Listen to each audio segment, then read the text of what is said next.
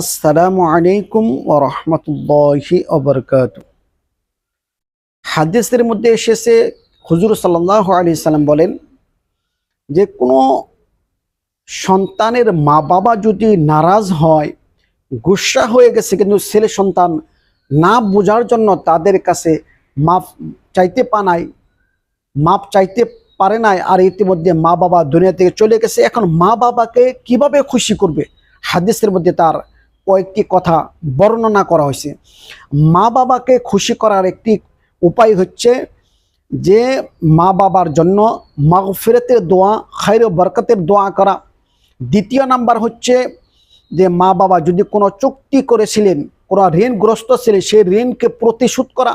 তৃতীয় নাম্বার হচ্ছে মা বাবা যে সমস্ত রিশতেদার, যে সমস্ত আত্মীয় স্বজনের সাথে চলাফেরা করতো, সেই আত্মীয় স্বজনের সাথে সদ্ব্যবহার করা। আর মা বাবা যে সমস্ত দুস্থ এবং বন্ধুদের সাথে চলাফেরা করতো, তাদের সাথেও সদ্ব্যবহার করা। এই কয়েকটি জিনিস যদি আমরা করতে পারি, আমল করতে পারি, তো মা বাবাকে আল্লাহ তাআলা খুশি করাবেন, আর মা বাবা ছেলে সন্তানের প্রতি খুশি হয়ে যাবে। আল্লাহ তাআলা আমাদেরকে কয়েকটি জিনিস কথা জানলাম, আমরা এইভাবে আমল করবো, ইনশাআল্লাহ মা বাবাকে আল্লাহ তাআলা খুশি করে দেবেন। সুবহানাল্লাহ।